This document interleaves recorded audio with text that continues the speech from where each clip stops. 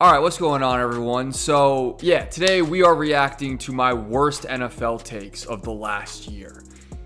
This is going to be pretty rough. Look, man, I give takes for a living, all right? I'm not going to hit on everything, so let's just leave it at that and jump right in. The NFL just leaked. Okay, no, hold on. We can't start with this one. This is the one we can't start with, man. This was so bad. We'll revisit this later on in the video. Let's rank every starting quarterback in the NFL from this wasn't much 32 better. all the way to number 1. So here's the bottom 10. And look, I hope he proves me wrong, but I just don't think Bryce Young is good.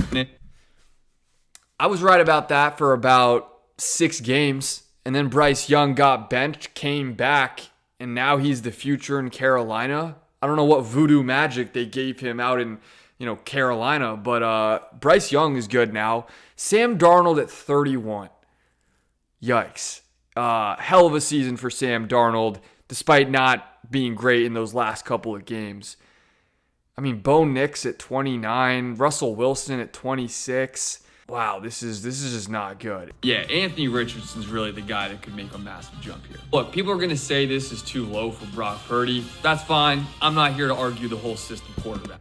Too low on Baker, clearly. Too low on my guy, Jaden Daniels, clearly. But, yeah, I think a lot of people would have said Brock was a borderline top 10 guy going into last season. Same with even like a Tua. I was clearly right about both of them. Also, Deshaun Watson needs to be way lower. And, yeah, day one, I'm taking Caleb Williams over guys like Kirk Cousins and Jared Goff. But kicking off the top 10, I'm taking Aaron Rodgers. Look, it was a weird... Wow. Ain't that crazy? That wasn't even me giving like a hot take or anything. I think going into last year, we didn't really know what to expect from Rodgers coming off the torn Achilles, but like how the mighty have fallen, man. And now the Jets have just cut ties. All in all, this is actually a pretty good top 10 outside of number 10. The bottom of the list, though, we're going to forget about that. All right, here are my official predictions for every single major NFL award. So comeback player of the year, I'm going with Aaron Rodgers. Yeah, this one just kind of feels like a shoo-in. Coach of the year, I'm going with Sean McVay, who won this back in 2017. I think the Rams have a real shot to win the NFC West. I think this is the year of the defensive rookie of the year. Race just gets weird. So I'm going to go with the long shot, Jonah Ellis of the Denver Broncos. 3rd round pick out of Utah. The guy's dominated preseason. I didn't think I heard a single thing from Jonah Ellis all year. Let's see, how many sacks did Jonah Ellis finish with? I was trying to be cute with it, given that, Jared Verse was the first defensive player taken in the draft, and he went in the middle of the first round. I figured we'd get like a long shot guy in there. 5 sacks, 2 passes defended. Yeah, we're not great. Not great. And he's going to put up sacks, which voters like. Offensive Rookie of the Year, man, I want to take Marvin Harrison Jr. here, but if Puka Nacua didn't win it last year, then this is just a quarterback award, so give me Caleb Williams. I think this is the year Michael Parsons puts it all together for the Cowboys. He wins Defensive Player of the Year. I believe in the talent, and now I believe in the quarterback, so I'm taking Bijan Robinson to win Offensive Player of the Year. And then hear me out. If Josh Allen puts up big numbers and leads the Bills to their 5th straight division title after losing his top 2 receivers, that's the definition of it. Okay, so kind of nailed the MVP thing, which is probably the most important, but Bijan Opoi never really had a shot, and I picked the right position for both rookies of the year. I just picked the wrong guys. Here are my 5 boldest predictions for this upcoming NFL season, and each take is going to get progressively hot. Here you go, Bears fans. Obviously, I'm a Jaden Daniels guy now, but I'm not a Caleb Williams hater, I think the guy has talent. I just think Jaden's better. So number 1, not only does Caleb Williams finish this season as a consensus top 10 quarterback, but my man Jaden Daniels is right there. 1 for 2. Sticking with the rookie class for bold prediction number 2, where for the 2nd straight year, the NFL rookie receiving record goes down, and this time, Marvin Harrison Jr. steals it from Puka Nacua.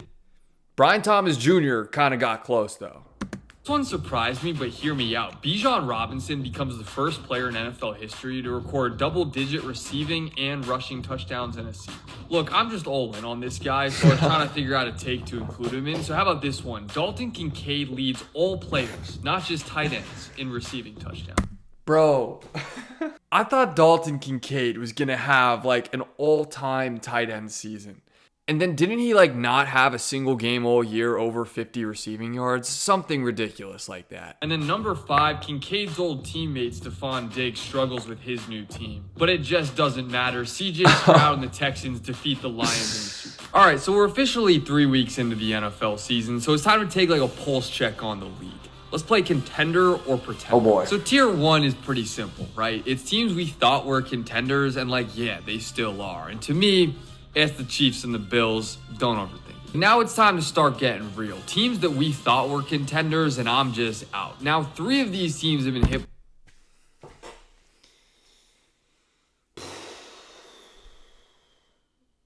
Well, that wraps up the video, guys. Thank you so much for watching. Oh my god, dude. Brother. After 3 weeks, I said I was out on the Eagles. And then they went on to win the Super Bowl. Jesus, man. I mean, to be fair, Cowboys and Dolphins ended up sucking. 49ers were just, too banged up. The Bengals missed the playoffs. That's horrible. That's just not good. So here are 5 more pretty crazy trades that I want to see happen before the deadline next month. Bryce Young just needs a change of scenery, and so I think the Dolphins, who have their own questions at quarterback, should take a swing on him. Low risk, high reward. So, good thing I'm not the GM of the Carolina Panthers. Clearly, the most important thing going on in the United States today is that it was the NFL trade deadline. So here are my biggest winners and losers. And winner number 1 is the Washington Commanders. I mean, not only did they fill their biggest need by making the biggest splash of the deadline by getting Marshawn Lattimore, but they did it for a 3rd and a 4th. Winner number 2 is the... Lattimore honestly wasn't great when he was healthy for the Commanders. I was hyping that up too much. Lions. We all know they needed a pass rusher after losing Aiden Hutchinson, so a 5th and a 6th for Zadarius Smith is just great GMing. If you're a pass rusher, there's just got to be nothing better than playing next to TJ Watt. Preston Smith's going to be great in Pittsburgh. I don't think either Smith had more than 5 sacks the second half of the year with their new team. Neither guy was like that huge of a winner. Okay, here are my predictions for the entire NFL playoff bracket in 60 seconds. So starting with the wild card games, I have both the 2 seeds advancing. Yeah, shocker, I know. Ravens Steelers is interesting because the Ravens blew them out a few weeks ago, but now they have no Zay Flowers and George Pickens is back for Pittsburgh. I'm still rolling with Lamar at home. Texans Chargers is weird. I think this could be a blowout in either direction, but I just trust the Chargers more, so I'm going with LA on the road. And then I'm also taking the road team in the other 2 NFC games. I think the Vikings are going to be able to pressure Matthew Stafford. Definitely did not happen. And I think Jaden Daniels is the best quarterback in that Tampa matchup. Yes, sir. That sets up these matchups in the divisional round. And yeah, again, I'm taking the 1 seeds to advance. Don't overthink it. I should have just trusted my gut and picked the Commanders. I ended up picking the Commanders in my divisional round video later. But this was going into the entire playoffs and wild card weekend. I should have just trusted my gut, man. Taking the Eagles to beat the Vikings at home. And man, Lamar Jackson versus Josh Allen, the MVP front runners. I hate to be that guy, but Josh Allen has always elevated in the playoffs and Lamar Jackson hasn't. And then look, man, it's not sexy. No one's rooting for it. But the Chiefs won 15 games this year, and it felt like they weren't even trying. I have the Chiefs going back to back to back. Overall, not horrible. Fell just leaked the script for... All right, here we go. Clearly, Roger gave me a call and lied to my face because, let's just say I did not have the script.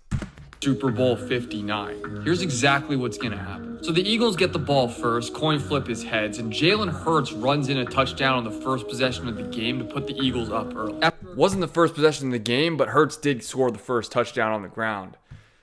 That's about the only thing I got right here. Full 3 and outs. Xavier Worthy ties the game for the Chiefs on a catch and run touchdown, all square going into the second. But then Saquon Barkley fumbles for just the 3rd time all year. Bro, the audacity I had to predict a Saquon Barkley fumble in the Super Bowl, what was I thinking? leads to an Isaiah Pacheco touchdown. And then Jake Elliott makes one field goal, but misses one right before the half. It's 14-10 Chiefs. Kendrick crushes the halftime show. He comes out to Not Like Us. Taylor Swift makes a surprise appearance too. And then on the opening drive of the second half, Travis Kelce scores a touchdown for the Chiefs. All of a sudden, it's 21-10. But Devonta Smith catches a touchdown. Jalen Hurts runs another one in, and the Eagles are right back in it. But the defense just can't stop Patrick Mahomes. Chiefs win their third straight. Mahomes wins MVP. I think I was picking with my heart, man. I didn't want the Eagles to win the Super Bowl. They just blew out my favorite team in the conference championship. Or maybe I just got a bad script. I don't know. All in all, not horrible. What am I saying? That was so bad, dude. I predicted Saquon to fumble in the Super Bowl. I predicted Sam Darnold to be the second worst quarterback in the NFL last year. And I said the Eagles were out of the entire race after week 3. Yeah, not great, boys. Not great. Make sure you like and subscribe. Appreciate all the support on the channel. Let me know if you guys want me to react to my best takes next.